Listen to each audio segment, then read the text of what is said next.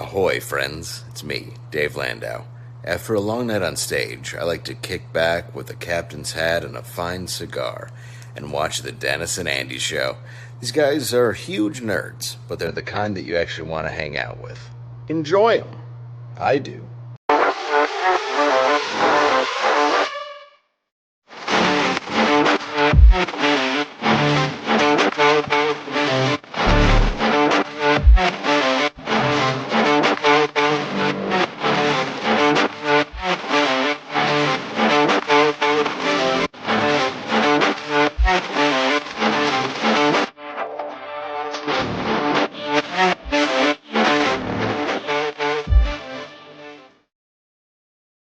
Well, hello, everybody. Welcome to New Comic Wednesday, which means it's time for another episode of the Dennis and Andy Show. Only, if you guys saw, it's a without Andy. Andy is on the road.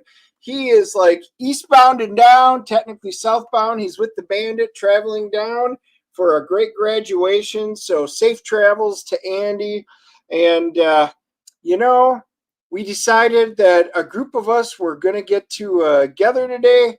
We all took a bullet and watched Star Trek Section 31, and we're going to talk about that. We're going to probably talk about the Fantastic Four new teaser trailer that came out, among other great things that we're watching.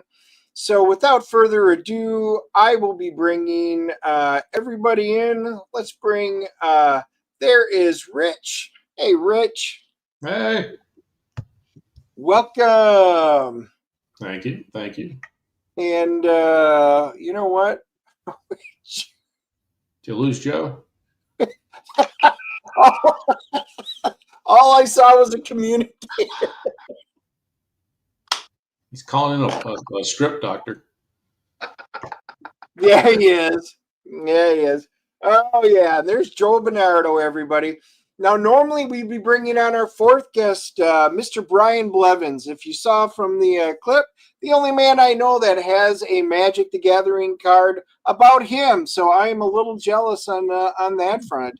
Wow. But he texted he is down big time sick. So he was going to try to make it. Chances are he won't. But if he does, we'll pop him in. If not, Brian, get better. And hopefully we can see it, because he and I talked this last week when we got back about a whole bunch of movies. And that's what got this whole gravy train started. So let's just see. Who's in here. Look at Omni. He was first. And Omni was in a while ago. So that is dedication. Randy Howell. Yeah, you are. And he's the first man. I see what you did there. So welcome. Marcus is in. He's probably working. He's driving. Yeah, he's driving. He's always driving. Late Kick is in. Amish Ninja. Hello, Dennis and guests. Must be at work, hard at work, which means he has time to chat with us today. Arda Roy. Hey, who's Discount Andy Smith? Whoa. Well, I shaved my head just to look like Andy. You did. You got to tell me you don't like the Cowboys. I used to. I grew up being a Cowboys fan, and then I got tired of them drafting and hiring criminals, so I just started following the Panthers. So we do have to ask then. So, is there a team that has supplanted the Cowboys? Yeah. I mean, for a while, I tried to support the Panthers and the Cowboys. I mean, once, we live in Charlotte. Yep. Trying to support both. And then after a while, I gave up on that and said, screw it. That, I think this is 20 years ago when they took like Pac-Man Jones and put him on the roster. I was like, I'm done. Oh, yeah. Throw my support behind the Panthers and call it a day. And of course, I haven't missed anything apparently. So that is true. Come over to the red and gold side. We always like front fans. Yeah, Mighty Geek Studios is in the house. So, guys, thanks for joining us. Yeah, we skipped the big old giant intro today because there is. Oh no, we just got threatened. What? Marcus, you better behave or I'll visit you guys in Hickory. I got a halo. Can you not see it, Marcus? Oh my! Really, Oh, Marcus? seeing even honest English. There you go. He does have it.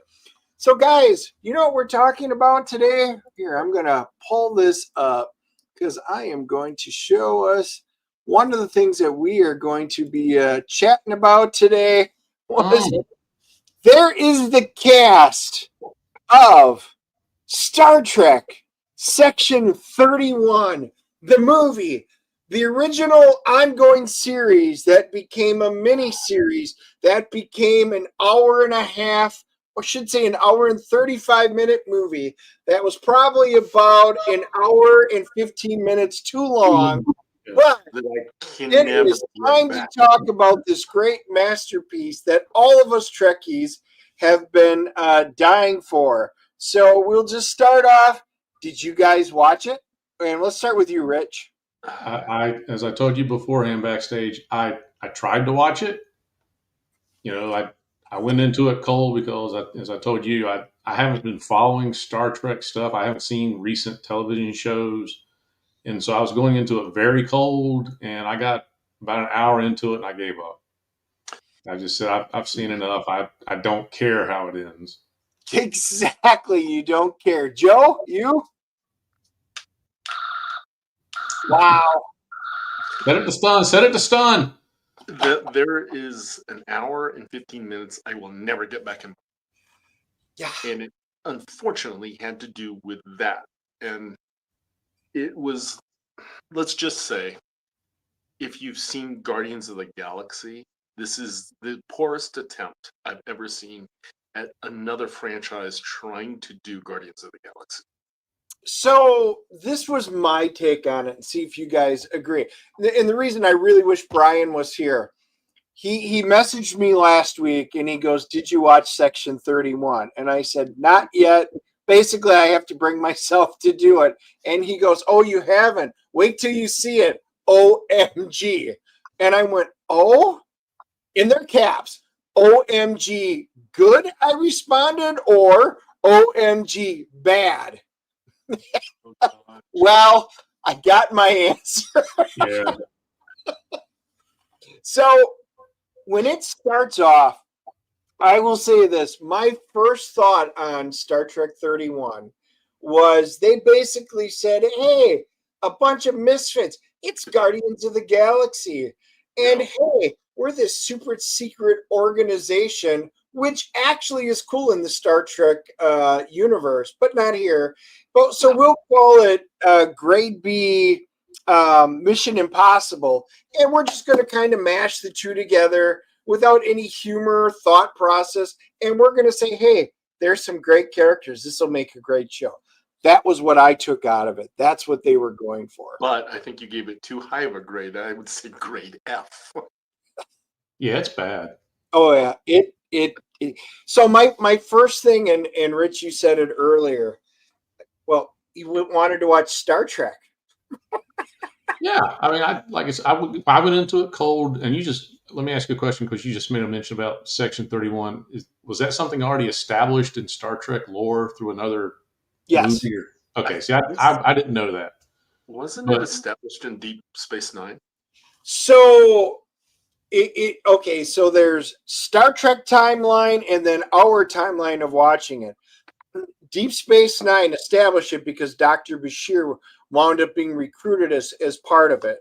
Yes. And but from Star Trek history, it actually goes all the way back to Enterprise because they wound up recruiting Trip in order to do it because they needed I think it was his warp core expertise. That's right. Things like that. And they wound up getting it in. And I know with like Dr. Bashir, it was, the whole point of it was they're like, he goes, you are doing things that are wrong, that are bad. He goes, we have to bend the rules for the safety of the Federation.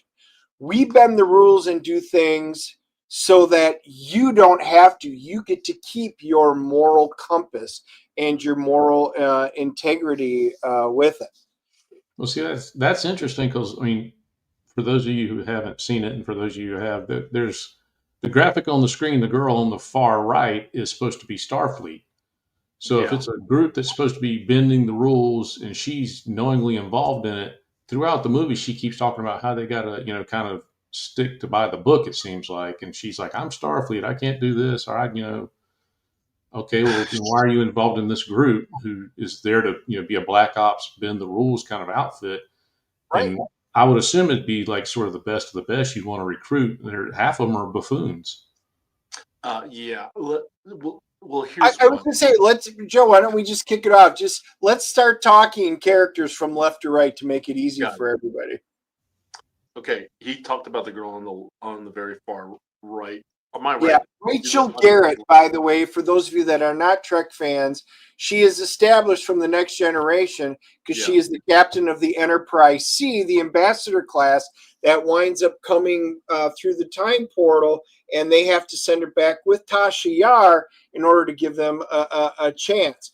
The captain from that episode was phenomenal. She is Starfleet. She represents everything you want. This was a person with the same name because it had none of the qualities of that. So again, that's supposed to be Rachel Garrett. Yeah, I when I heard that, I was like, okay, that was a member berry that they tried to throw in. But her character had nothing of like, I feel like they're trying to reach to make her a Kirk type character, but she just failed miserably. Yes. So one of the things that they did as a member berry, I'll start off, one of the first characters we get introduced to, and you saw him, he was the waiter with Philippa Giorgio. And you can see he's got the face that's half black and half white. And he's supposed to be this funny, cliche little guy, but he's has to be from the planet Sharon. And that's from the original series. Frank Gorshin, right? Correct. That is it. It was Frank Gorshin, and I can't remember the other actor's name, but it was like the commissioner and the other guy, and they were the last two surviving members. And when they went down, of their entire race, they were there to annihilate each other, and they did. That entire race of people are gone. Okay, that's what What did these writers do? Oh, hey, that would be a cool member berry. Let's put in one of those. No history. That's what I was saying is like, how can that character exist when the entire race except the two people were annihilated by each other? Yep. It just was. And then the thing that got me too is her character's supposed to come off as like, oh, I'm the person who's going to keep this group together and Starfleet, regulations and everything, and they just totally ignored her. I don't like it. They kind of like ruined the character of Rachel Garrett. Yep. Because she wasn't like a Kirk type character who would have been like, you expected more action from her if she was going to be that type of character. But all I got is that she was literally like the buffoon Starfleet person that they all totally ignored. Yeah, it's like Starfleet said, you're worthless. Here, you go over there and do this. It was just terrible.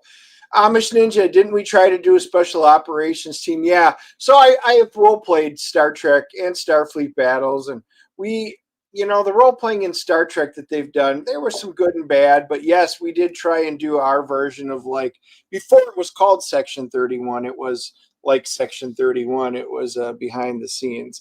So that is funny, but yeah, they ruined it.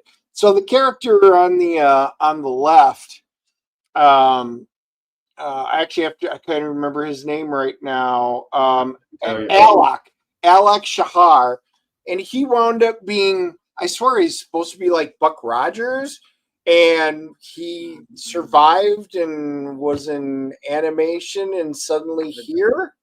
When you said that, I didn't even get that until all of a sudden I thought about it. You're right. And I was like, but okay, so you're that old. But did I miss it? They didn't really give any reason why. Did they not? They didn't give a backstory to it, did they?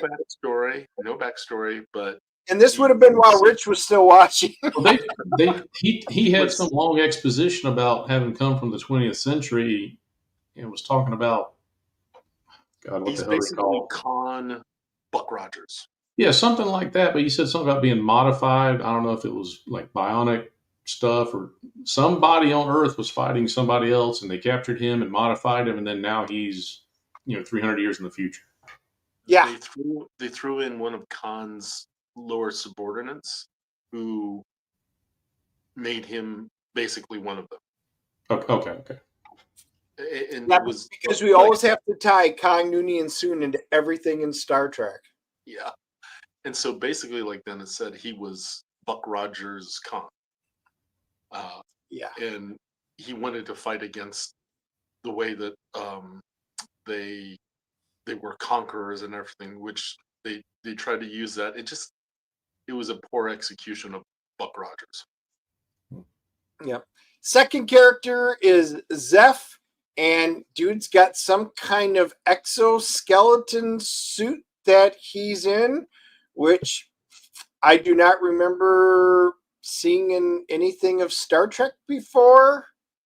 Am I thought wrong? he was like, is he like Discount Borg?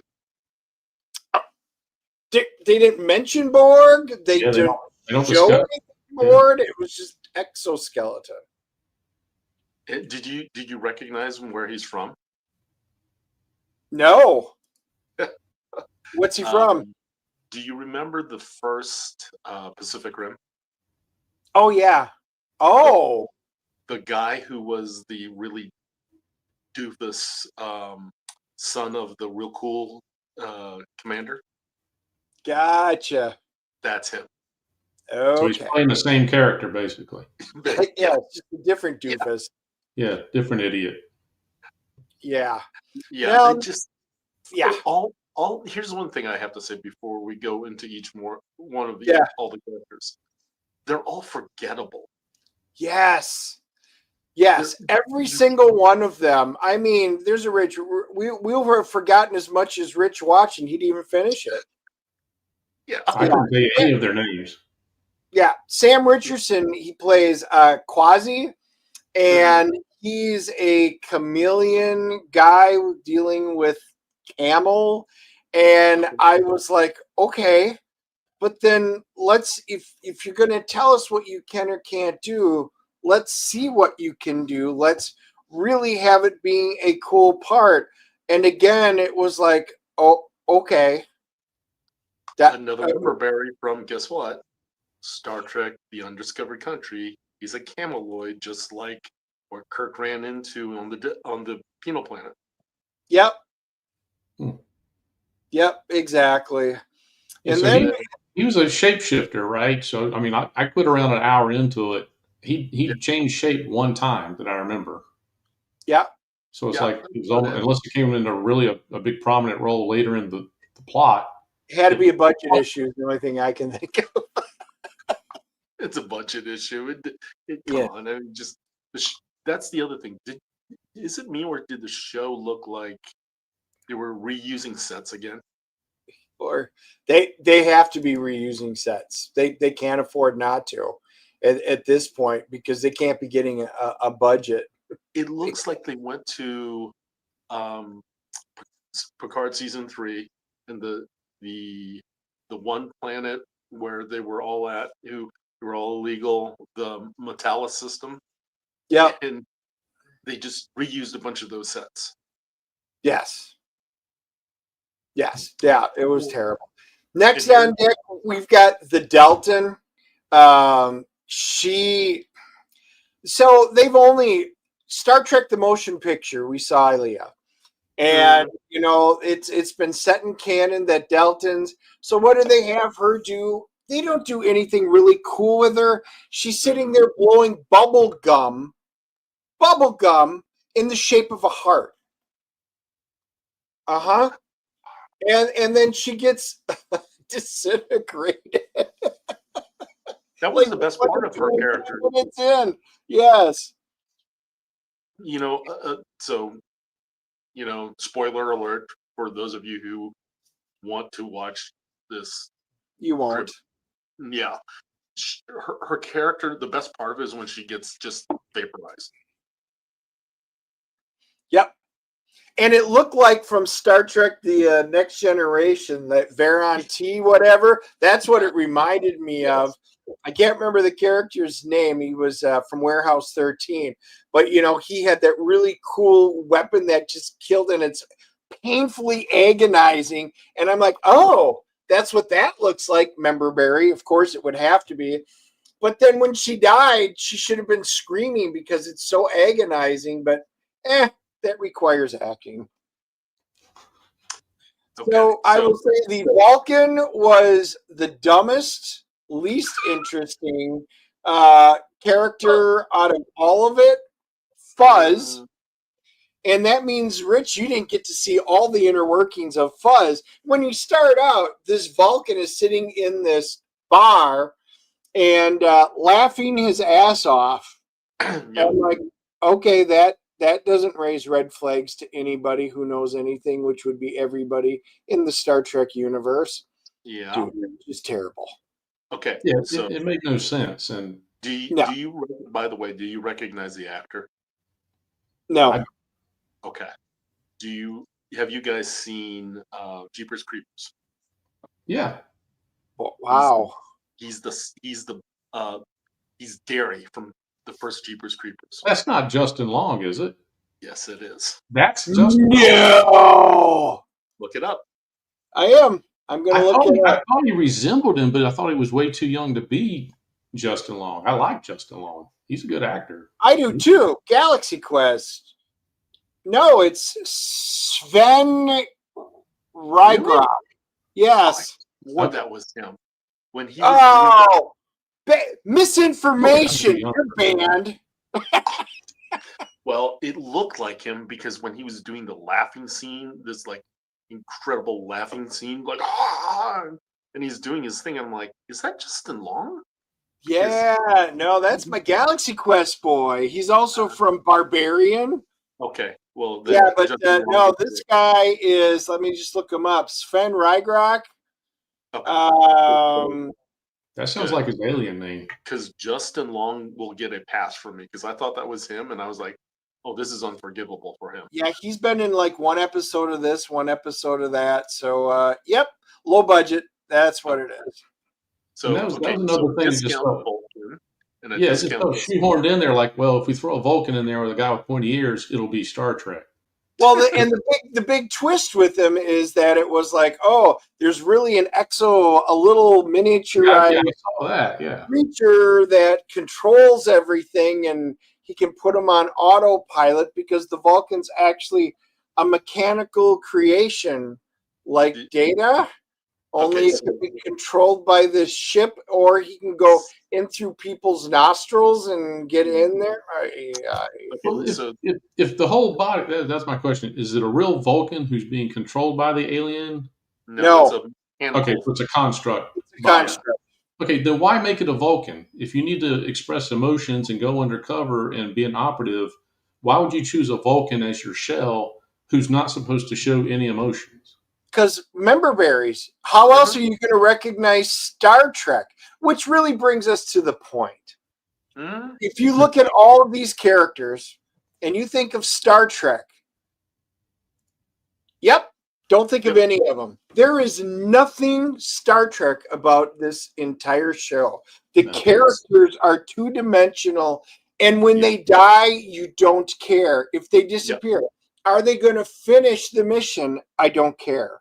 Okay, so here's what I'm going to tell you what I felt about the whole amount of characters. They're literally all a bunch of amalgams of all the characters.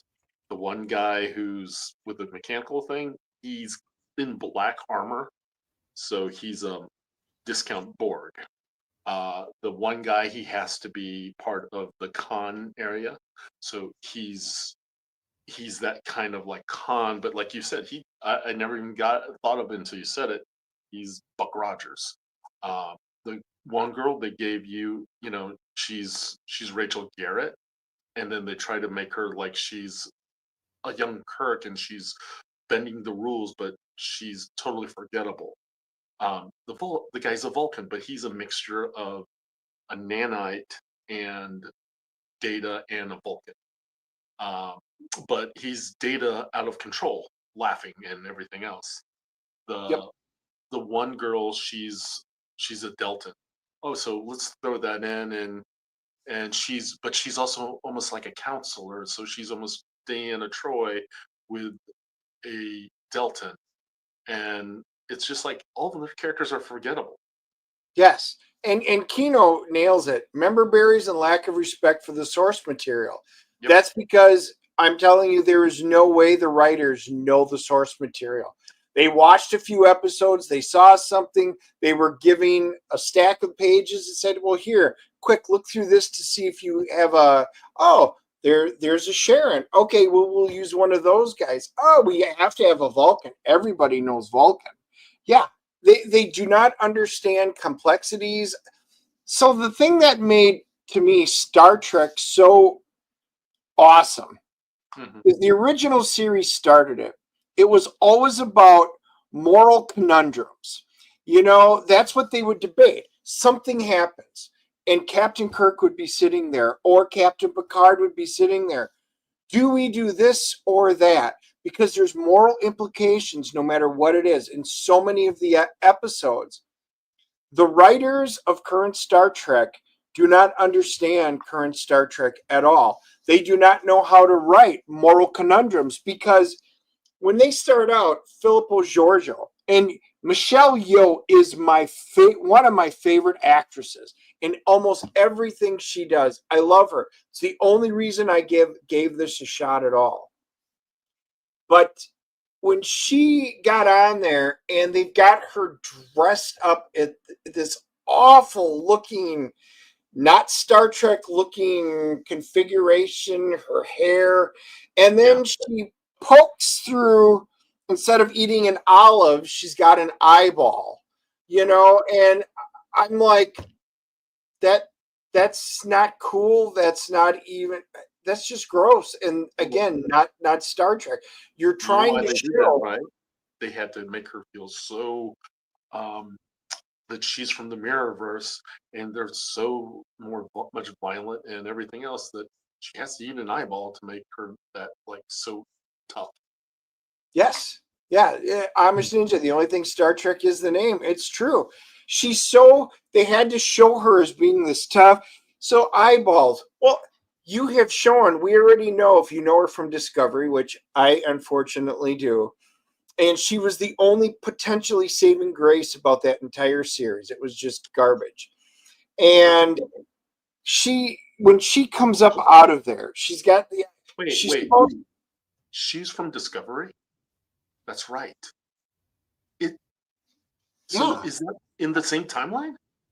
Well, Discovery's now been pulled out of canon. You know me, us nerds. She was the captain of, because there's two versions of her. Yeah, baby. There is the Shinzo. This is the ship. Because remember, Captain Giorgio Filippo, she was awesome. Her character was cool. And when Discovery started, because this is what got Michael Burnham involved, she was the captain of this ship. And she's cool. She winds up going in the series, and the Mirror Universe version of her is what comes over, which is what this is. And we find out in this one that she led the Terran Empire because she was able to kill off her whole family, because it was a race. It felt like a reality game show. Which one of you can first kill off everybody you like? Well, that ripped off the Hunger Games. It was, 12 people pulled from across the empire to fight or survive, and then a man and a woman make an alliance to survive at the end. Good. I never thought of that. I never thought that either. They stole everything from every other movie and cobbled it together and slapped a label on it. Yes. It's a shitty way to pick your ruler of your empire by random luck and chance of games or a competition. It's like, okay, now here's the thing. Win the fear factor, you get to be president. You know what's sad about all of this? They greenlit this, but have not greenlit Star Trek Legacy after Picard season 3. Yes. See, Randy, Squid Game Star Trek crossover. That's what they wrote. You know, how can you write a sci-fi military space exploration show without the respect of command, let alone etiquette? Exactly. The issue that I have with her character is she's evil. We know she's evil, and somehow she is the epitome of all that is bad. It is somebody that should be on the most wanted list and should be hung for any crime, and yet there's going to be a redemption arc, and we really feel sorry for her. There is no coming back from this. Again, they have no moral compass writing this. They do not know right from wrong. All they know are shades of gray, and most of the gray is dark. So when they bring her on, how do you make a character like that sympathetic? The answer is you can't. You can't. They even said she killed, I mean, their words, quadrillions of people. That's like Hitler on steroids. I mean, nobody's giving Adolf a pass. No. You know? Right? No matter how much he volunteers down at the shelter, he's not getting a pass. They try to make her character so much more violent and even evil than Khan. And yeah, I mean, they have to start off her eating an eyeball, which was like, okay. So killing her family, then eating an eyeball. Yeah, exactly. So it's just bad Star Trek. It's not even, I don't even call it Star Trek. It's just bad. And like I said, yeah, literally, I was very, very sad watching this, and I am not joking at all. I was just like, it just can't be this bad, but there it is. It is. Okay, so let's go on to something cool. Well, I was going to say, let's rate it. So, Rich, you don't even have to be rating it and finish it, because I just pulled up IMDb and Rotten Tomatoes just so we could talk about it, because, you know, maybe we're being too hard on it. Maybe we're like Ward on the Cleaver, just too hard. I don't know. Let's find out. Joe, you start us rate, and we'll just go to Rich, and then I'll go last. Can you go to -1? No, it is 0.5 CGC rating to a 10.0 masterpiece. 0.5 then. All right. Nice. Rich? I'll actually be more sympathetic to it because I grew up a Star Trek fan, but I'm not engrossed in any of the more recent stuff and the total lore of it. Like Joe is clearly well schooled in all of the lore and can pick out, you know, this is an inconsistency, that's an inconsistency. I'll forgive some of that because I just don't know it. But it's still, I didn't want to finish it. It was that bad, and I will never rewatch it. So I mean, I give it well, to be fair to Joe, he is also a construct with a creature inside of him, so he remembers everything for a reason. I'll give it a solid 2, maybe a 1.5. Oh, nice. I am there. I'm giving it a 1.5. This is probably one of the lowest that I've given anything ever in all of our movie, TV show reviews. And guys, when I say I'm sad about it, I had really low expectations going into this. Michelle Yeoh really, for me, was the only reason I even wanted to watch it, because I just knew they couldn't write good. I just didn't think it would be bad. But you know what? Let me show you here. I popped these up. You cannot give it a 1.5 just because you like Michelle Yeoh. I can, and I did. So suck it. Now, IMDb always tends to be middle of the road. You know what I'm saying? It's got a 3.8. Oh my gosh. That's pretty bad. I mean, the general public's usually pretty forgiving. Yes. Those must be Discovery fans. And then let me do Rotten Tomatoes here. Check that out. So it is not the critics. The critics that are paid to shill for Paramount, CBS, and all of these wonderful people are giving it an 18%. The popcorn meter, the fans are at a 16%. Guys, we are damn near in Madam Web territory here. Madam Web was better. And that's You know, Honestly, Rich, honestly, you're right. okay. Tell me one reason Madam Web was better. Sydney Sweeney. There you go. that's two reasons. 2 words. Ah, So just Sweeney. Yeah, guys. Yeah, I don't even know what to tell you at this point. I'm going to see. I'm going to try and do it. One thing. They have to greenlight something good to make up for this. I mean, really, they better tell Terry Metalis, here's a shitload of money, and go make Star Trek Legacy, and give us good Star Trek, because the rest of this is crap. Well, Yes. let me ask you two guys, because I'm sure you would know. Where does Paramount stand on the whole J.J. Abrams universe of Star Trek? That version, is that series now dead as far as movies? Any further movies coming? I've heard that they're going to do a 4th one, but can they get that cast together again? I mean, they're spread out doing so much different stuff. They want to. I know Chris Pine wants to do it, but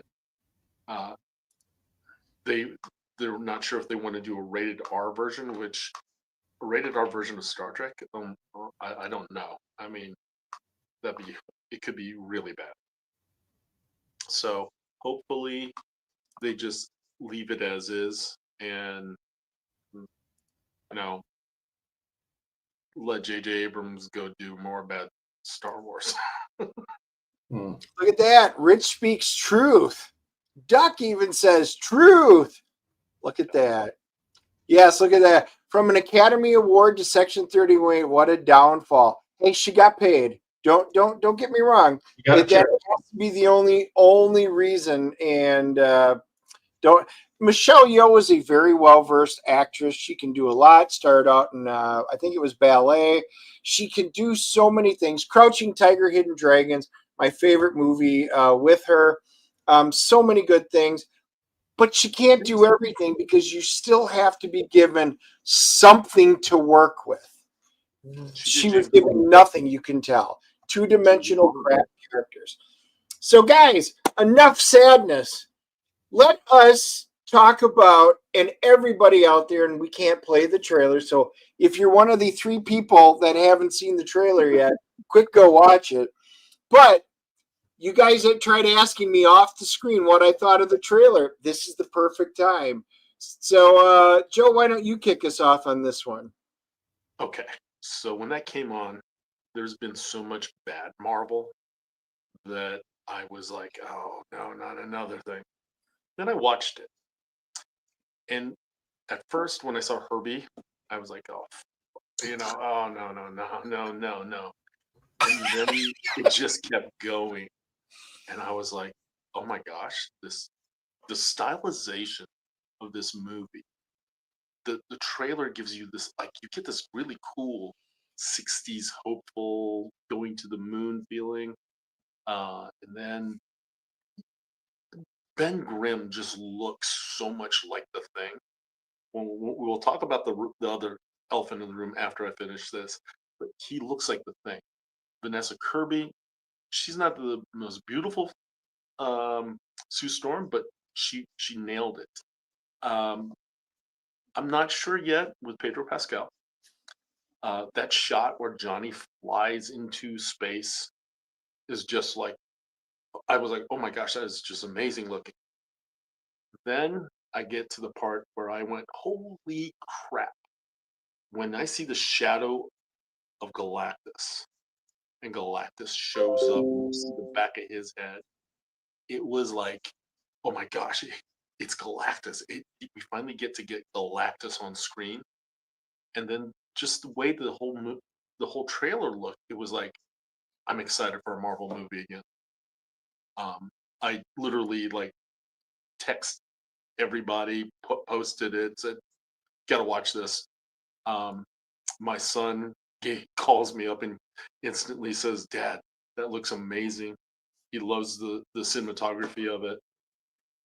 And I'm excited. I'm really excited because I think it's going to be good. where you got crap like Falcon Cap movie coming up, and Anthony Mackie and his BS.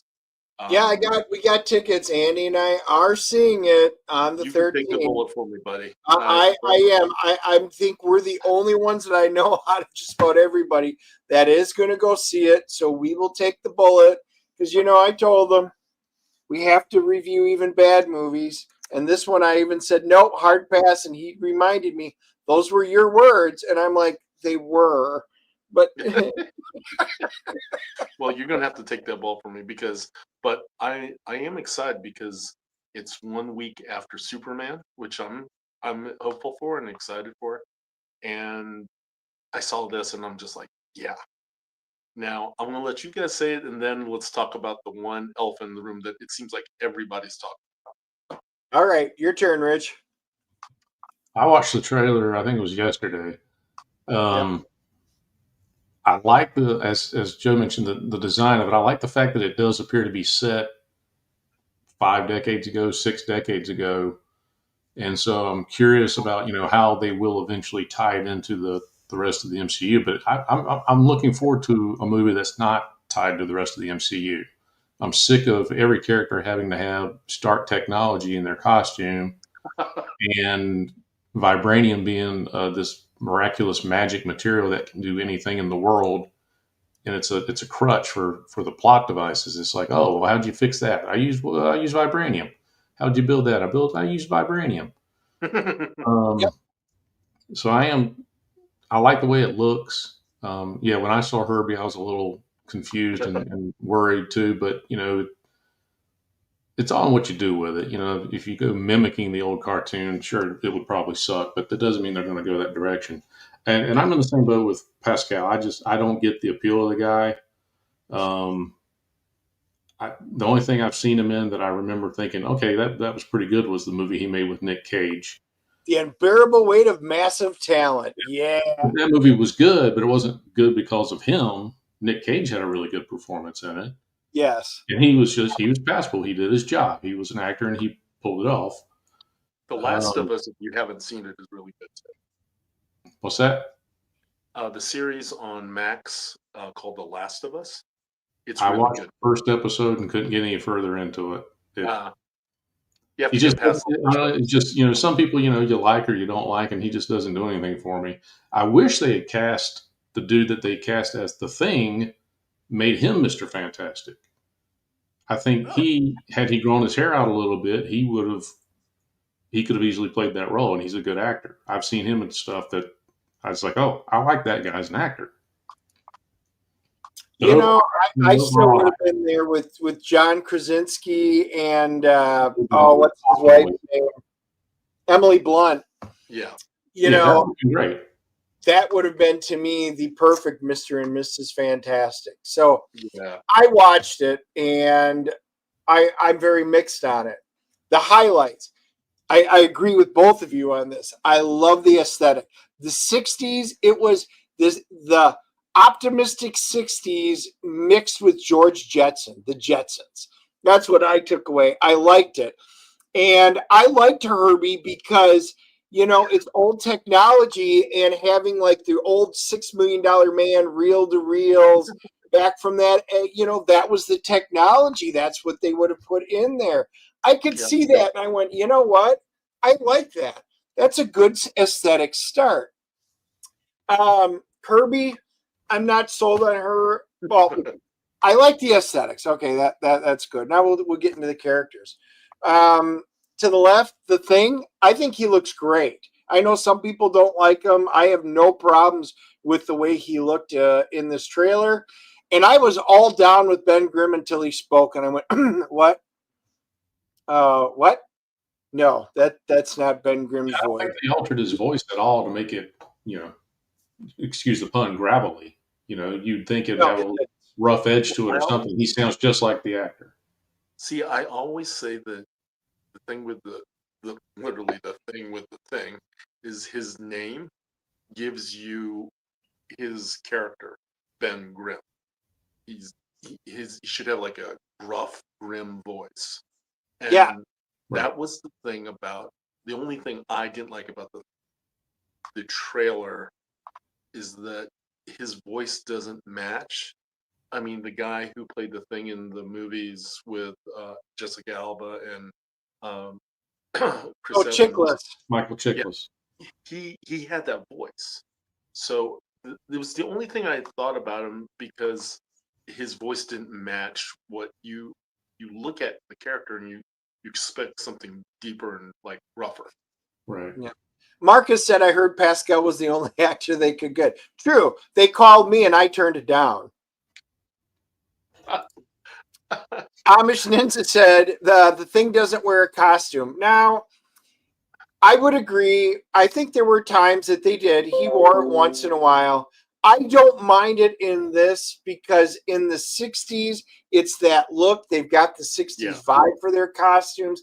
I'm okay because something tells me it either probably gets lost halfway through the movie or this is the only movie we will see it in. He probably won't. But for this, I actually I don't mind. And Jack actually in the beginning, Jack actually had him in a costume with a mask. So yeah, this is so thing I like Kirby. I don't think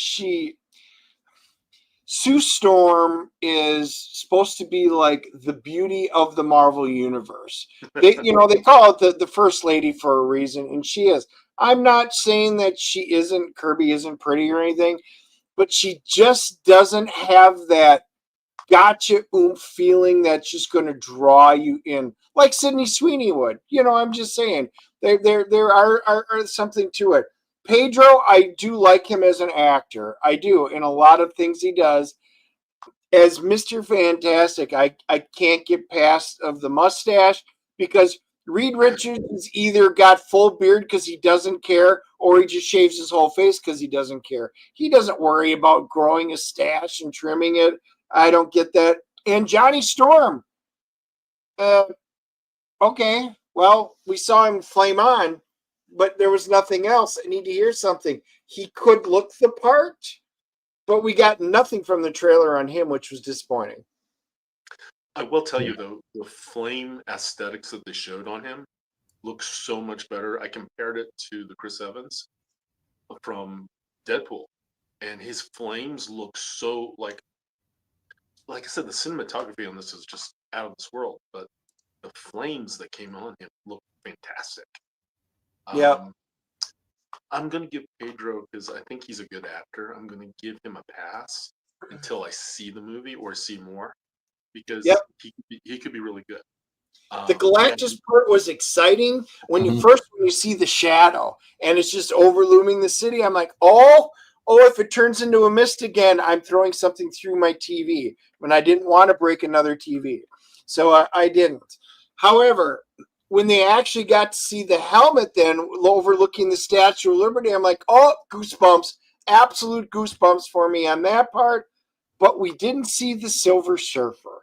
Yeah, somebody in the chat asked, or said that they didn't show Mr. Fantastic stretching, which I don't think they did, and they didn't show the Silver Surfer.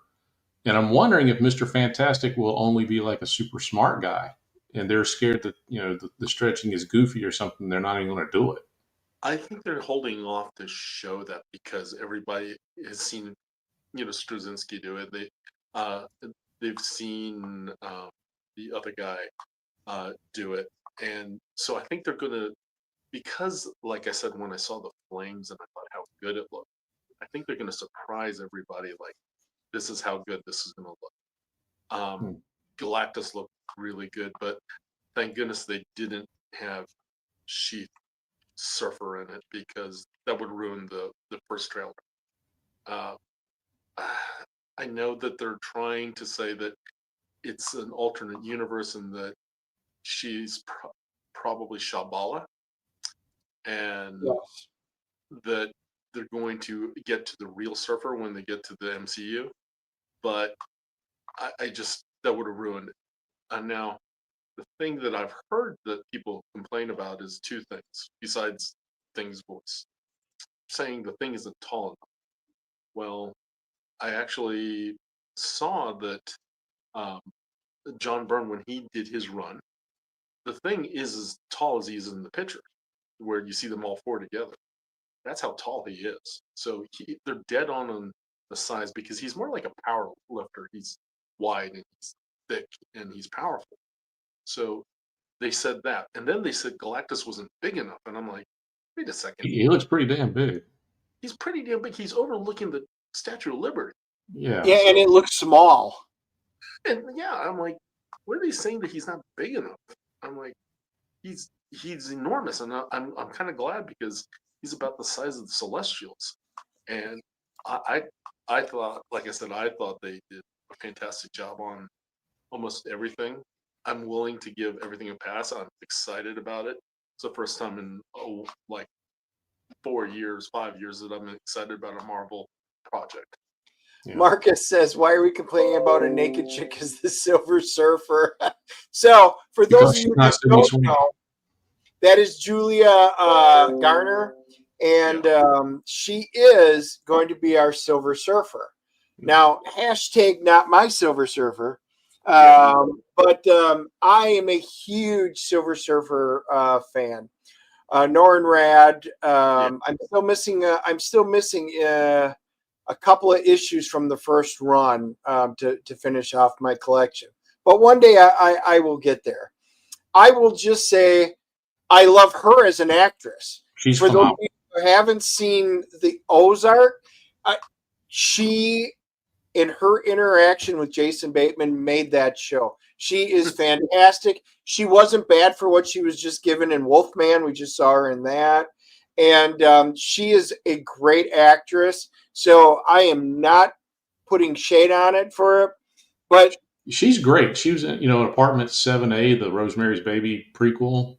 Yes. She was really good in that. The movie was blah, but she was really good in it. Yes, I agree. She is great. Here's the issue that I have. Why would you? What's that?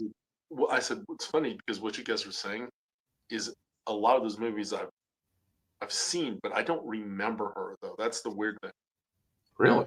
I mean, she's distinctive. I mean, she's to me, I think she's probably one of the best younger actresses working. I mean, if she's in something, I'll probably watch it just because she's in it.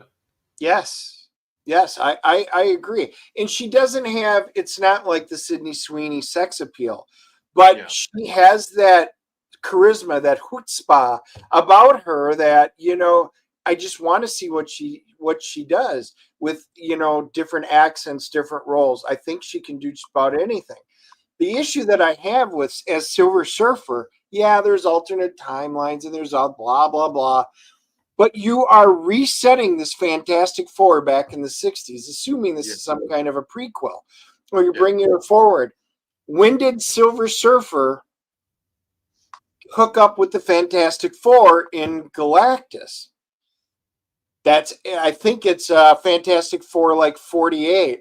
And I'm sure Marcus is driving and saying, yeah, that's right, or no, it's wrong, and he'll be texting. But I think it's Fantastic Four 48, which would have been Norrin Rad. So the first appearance of Silver Surfer in the comics, in the Fantastic Four, this is the era that we should be getting hooked up with Norrin Rad and not a different Silver Surfer. So my question is, they hit so many things potentially right, but then to do that makes no sense at all. Well, like I said, there's been so many bad Marvel movies. I'm definitely excited, and I'm willing to give it a pass because I know that they're going to bring it into the new. They're going to bring it into the MCU. So we'll see where it goes. I mean, listen, we gained gigantic Galactus as opposed to Cloud Galactus, and we're getting a cosmic being that seems imposing as opposed to the Eternals. So I'm excited. I'm hopeful because it's been a while since I've been hopeful about a Marvel movie. Yeah, I will give it a shot. All right. Marcus, for starters, says, that's right. Fantastic Four 48. Thank you, Marcus. Don't get in an accident. And I got a super chat. Paul Taylor, of course, he's awesome. Here's hoping for once that they make a decent Fantastic Four movie. The rest have been junk. Though Chris Evans and Jessica Alba and Michael Chiklis were okay. It's the scripts that are different. So is the difference. So we will see. You know, I'm kind of there with you, but I'm going to throw in one. I liked that series. I thought it was campy, but it was cute. I'll leave it at that. But the Roger Corman original Fantastic Four, I remember at an old convention having to get a bootleg version on VHS. I spent $20 on it just to get it. It was utterly fantastic. That's one of the best things on screen. Right? And Dr. Doom at the end of that movie, there's no special effects. He's got a Luger.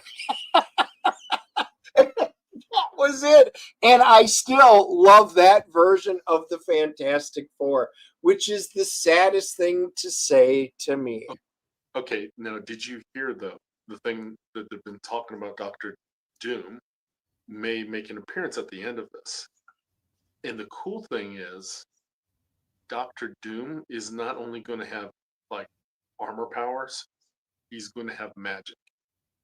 Because that's why they said that Doctor Strange is going to know about him, because he's going to have magic and like armor powers. So I'm Yes. excited about that too. Well, that makes sense. I mean, that's in the comics too. I mean, what his mother was a sorceress or whatever. Yeah, you got that. Yeah, The Roger Corman version was just so they could keep that is correct, just so they could keep the rights. It was low budget for that reason. It was never supposed to have been released, and yet it holds a place in our heart for those of us that have seen it. And I do know not everybody has seen it. Well, like I said, the practical effects thing, costume in that movie looked better than the Michael Chiklis version and that crappy one that came out 5 or 6 years ago. Oh, you Yep. mean when in the Michael Chiklis version, when Doctor Doom in the second movie had rubber gloves and you could tell they were rubber, and he grabbed the board and you could see the part where there was supposed to be a joint and it just like bends like rubber. I was like, oh, that's so bad. Yeah, you're right. The armor that Doctor Doom had in the Corman version was excellent. Yeah, see, we were talking about this when they first announced that Robert Downey Jr.'s Doom is lame. Should have gotten Viggo. See, Viggo Mortensen, that's a good one. Mads Mikkelsen is fantastic also. But Viggo Mortensen, as soon as you said that, I'm like, oh, that would have been a great fit. Again, like Robert Downey Jr., but unnecessary. I mean, they did it just because they've screwed up everything else. They're looking for any reason to get Marvel fans to come back. That and Brie Larson apparently learned how to shut her mouth this week and wouldn't get baited into ripping apart fans anymore. So, hey, we're moving in the right direction, guys.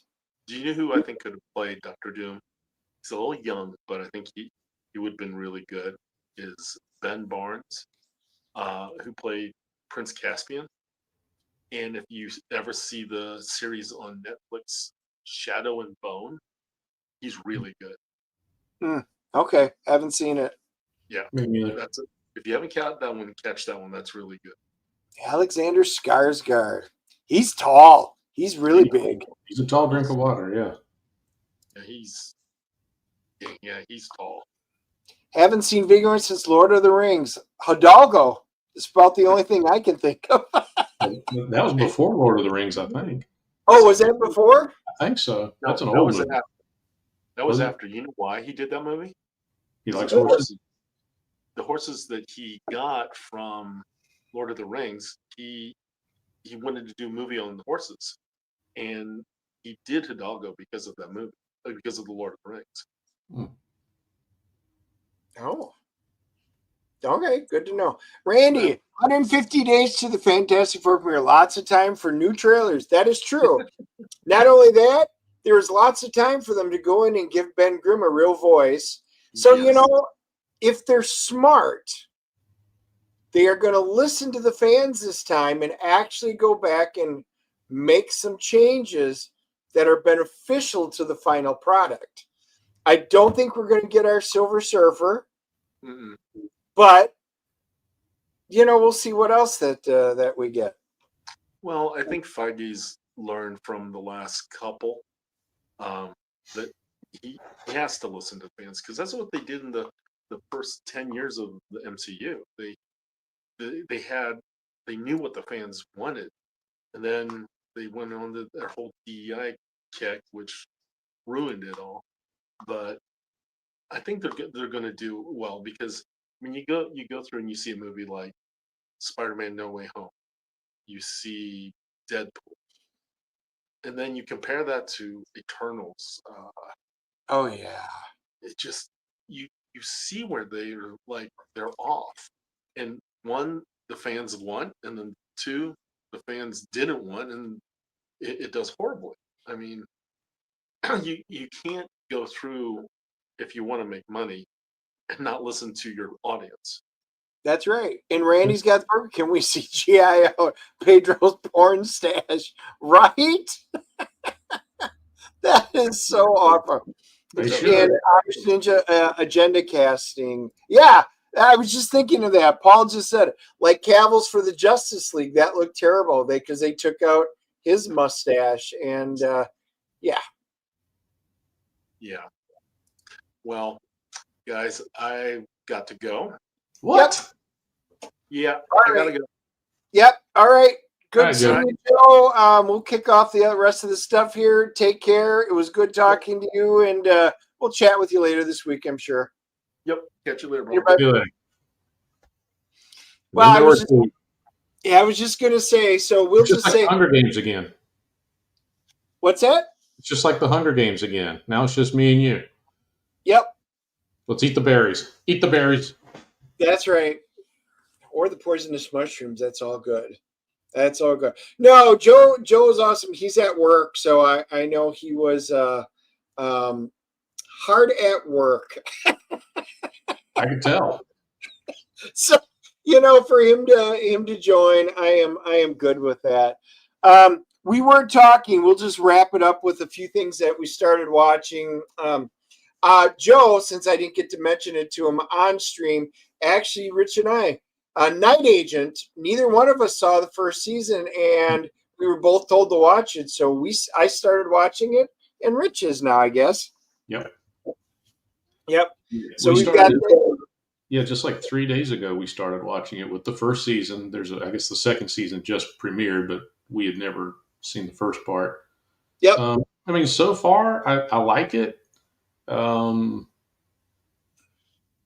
Yep. Season 2 came out. That's why it's now a rush to watch. Yeah. I mean, I guess it's a little, like I said, I think there's 10 episodes in this first season, and I assume for the second one too. But I mean, we're halfway through, me and the wife. It seems a little decompressed. Like it could have been 8 episodes. I mean, I don't know what's left, to cover story wise, but I mean, I like it. I mean, I've seen worse by far. It's been solid. I would say that Marcus apparently already watched both seasons. So good for you, Marcus. He liked it. It was solid. He watched me. Yeah. We just watched the review will be dropping tomorrow. My family and Andy's family, we just watched Wolves with George Clooney and Brad Pitt. And so we did that. That was on Apple TV because we knew we weren't going to have time to run out to the theater. So that'll be dropping tomorrow for you guys to do. Severance, the new season of Severance has started. Wow. That's some deep stuff. Now, what is Severance on? Is that on Max or is that an Apple thing again? That might be. I don't remember which one. I think it's a Max show, isn't it? It's an HBO show. Yeah, it's one of them. Here, let me just look it up.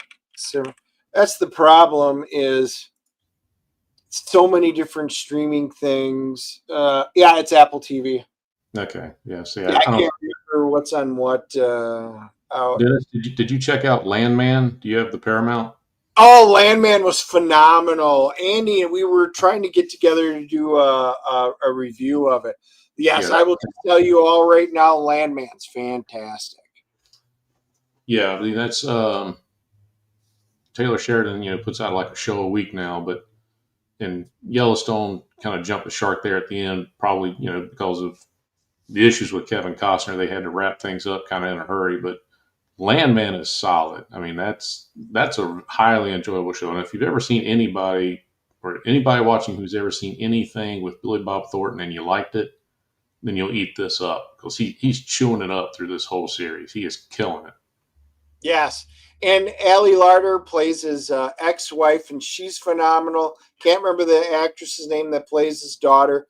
That's great chemistry right there. Yeah. And then John Hamm and his wife, Demi Moore, they wind up being awesome in it. It is really hard-hitting, deep, and I tell people it's like Dallas, back in the 80s, kind of soap opera-ish, only it's the gritty, dark side that you never get to see. Yeah. The one complaint I have on it is the son. Yes. I don't care for the character, and that actor. That actor was actually on another show called The Son with Pierce Brosnan that was on AMC. I think it ran like one season, maybe two.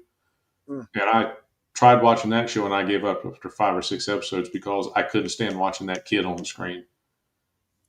Something about him I can't stand. But the rest of the show, Landman, is phenomenal. Yep.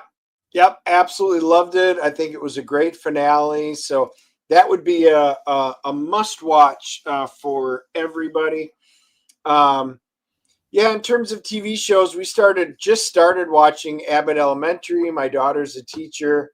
Mm-hmm. Everybody said, "Oh, you haven't watched that?" Because there's like 4 seasons. I'm like, no, never heard of it. Don't know how I didn't. So we started watching, getting caught up on that. It's actually pretty good. Is that from the same people who did like Community? And it feels very much like The Office, is what it reminds. It's filmed with the same way with the reactions and stuff. But yeah, it's very funny. My daughter, who's a teacher, said it's really accurate too. It really hits home on it, and I was like, wow. And it is. It's fun. There's some great characters on it. Well, let me ask you this: this Q&A time. Yeah. Outside of Star Trek, like what is your comfort rewatch series? Like you've seen it like 5, 6 times, start to finish, and you could go right now and go sit down at the first episode and watch it all over again and either enjoy the drama of it or laugh at it like it was fresh. Oh, well, so there's 2 different ways to answer. I'm a comedy guy. So for me, Seinfeld and Friends, I can sit down and watch those. Don't care what episode. I already know the episode, and I will just laugh right through it. There were just never bad episodes of any of those shows. I loved them all. But for something, if I had to sit down and rewatch and I could just sit down to do it, see, it's more movies, but for TV series, I'm a Galactica fan, huge Battlestar Galactica fan, both the original series and the Ronald Moore one, which was just utterly fantastic. But then I can do that with Babylon 5. I can do that with Farscape. All of those sci-fi things were all so well done. I could do it with any of them. You? Well, for me, like for drama wise, Breaking Bad was perhaps the best TV show of the past 20 years. Yes. And it does, even when you know where the whole episode's going, that cast and the way it was filmed, it was so creative, and they did such a good job delivering their performances. I could watch that. I've watched that maybe 3 times through, just start to finish. And comedy wise, there's a show my kid got turned on to. I mean, she's an adult, but somebody, I think at college, turned her onto it. And I started watching it out of the corner of my eye when she was living here at home because of COVID, the last couple of years of college. And that's New Girl. And we have sat and that's our comfort. Like if there's nothing on TV, we'll go to Peacock and just whatever episode of New Girl it's set on that we last watch and just start watching them again. Yep. That show is hilarious. And I never watched it when it was on TV, and it wasn't that long ago. Oh But yeah. that cast is phenomenal. Yeah. That is a funny ass show. See, Joe, get back to work. You're already off the show. You don't get any more He had to comment. go. Now he's still watching. But that's a Lord of the Rings trilogy. That's movies. Now, movies, I mean, Star Trek 2, Top Gun, I mean, and well, now both Top Guns, I will say. Movies like that, I can just pop in. Any T2, T1, I can do those. The Alien, the first 2 Alien movies. I don't want to say 3. There's so many good movies, and I have most of them over on my rack here. I still have I still have physical media that I like. The Godfathers, Tropic Thunder. There's so many movies, but yeah, for TV series, yeah. I if I'm in the mood to laugh, like I said, I can watch any of those. Cowboy Bebop, I have not seen. Stranger Things is fantastic. Yeah, see, Bones. Marcus says, now my wife watched and daughter, they watched Bones, so that was Zoe. Yeah, Zoe's awesome. You know what she was in that a movie me and the wife saw several years ago is called The Good Girl with Jennifer Aniston and Jake Gyllenhaal, and we loved it. And for the longest time, I've been trying to find it on streaming somewhere, and you could never find it. Like even if you search for those actors, it would not pop up as being part of their catalog of movies. And then just recently, it popped up on Hulu, so we watched that again for the first time in probably 10 years. She's in that movie. Zoe Deschanel plays the makeup counter girl in the store where the 2 main characters work at. Okay. And this was before she was famous. That's before New Girl. That's probably right after Elf. Maybe. I was going to say she was the elf, the little elf and Elf, the blonde, if I remember right. Yeah, and she's almost unrecognizable because of the hair. We're so used to seeing her like in New Girl with the dark hair. Yeah. Yeah, that's a good movie. Yeah, so rumors, omissions of Henry Cavill doing a Highlander reboot. Would love that. I'm a big Highlander fan. I'd like to be one of those. And he's going to be 007.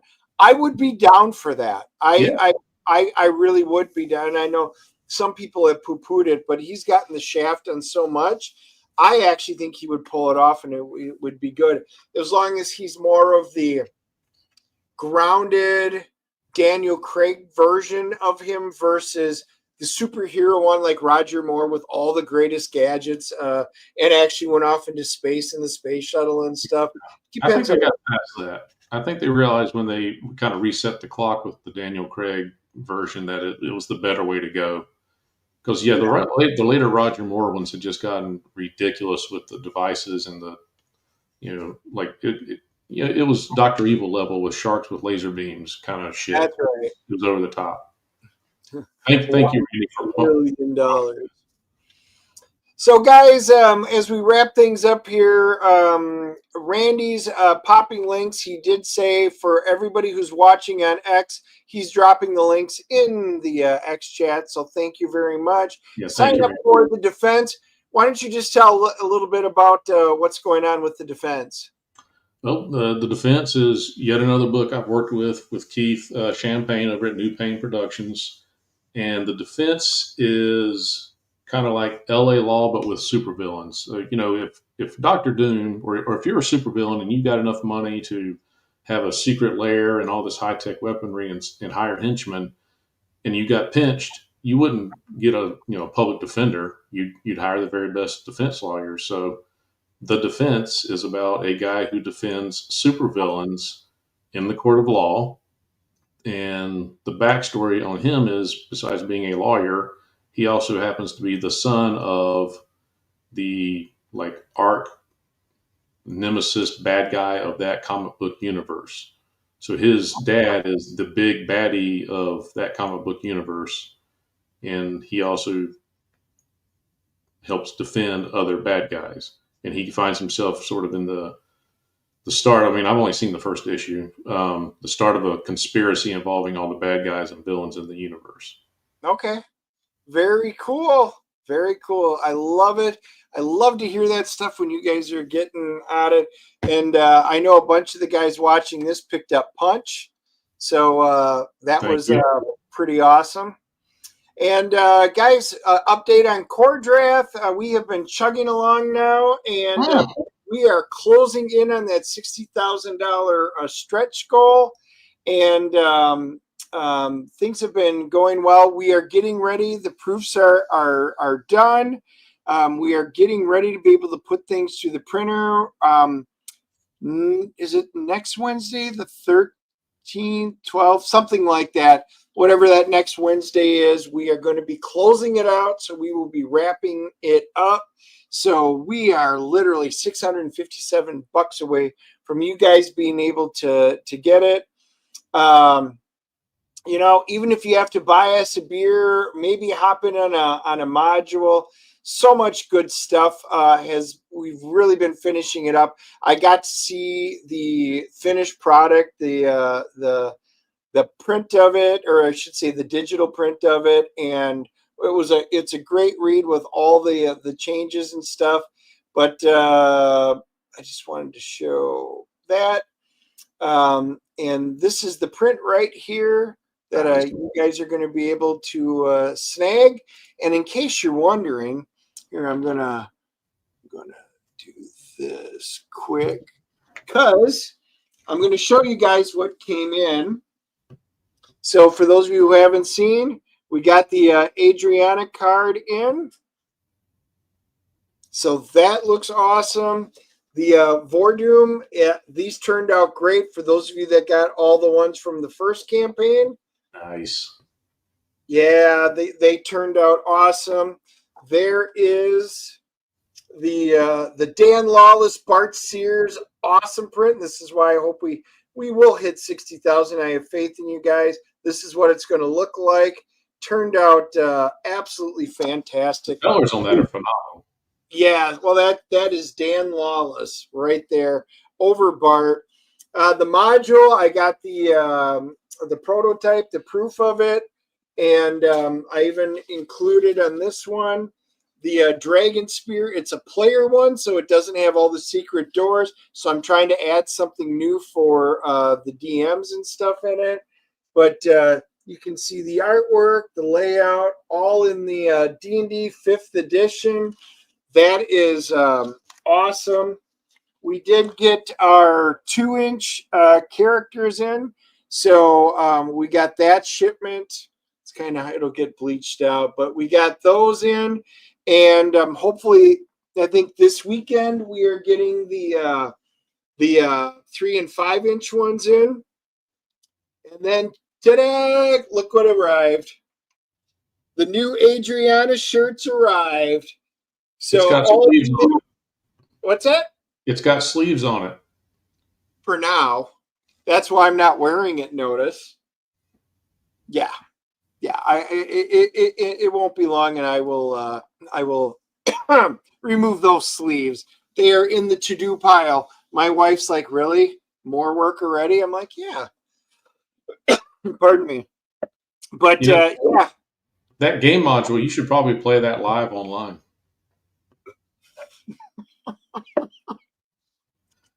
You're so funny. So, guys, we have talked about that. And Rich we are looking at playing it live. And, well, I don't know if we're going to do that one or if we're going to do the first one, because we might just start with the first module. But you guys have been wanting to see us role play. Rich hasn't played since, forever. Andy hasn't played since, like, high school, once. So, we're trying to talk Bud Root into it. We got another buddy, Royce. He said he would play. So we may be in the very near future setting something up, and we may set it up to role play. I'm just checking what I missed up here. Paul, the 12th. See, thank you, Paul. I knew it. Oh, Firefly. Yeah. Another really good one. Blazing Saddles. Yeah, that never grows old. What else did we miss? Oh, Paul says, I haven't played in high school. I don't need anything else. Whoa. It's not wasting time. Rich and Andy aren't nerds. Now, guys, there are different types of nerds. We're all nerds in some way, shape, or form. Oh, yeah. Rich is just a different type of a nerd.